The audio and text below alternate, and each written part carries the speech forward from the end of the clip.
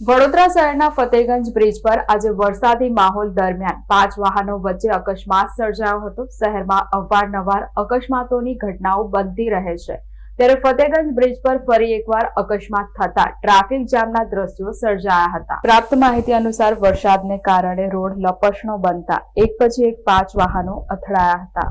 અકસ્માતમાં 3 કાર, એક બસ અને વડોદરા મહાનગરપાલિકા વીએમસીનું એક ડમ્પર સામેલ હતું।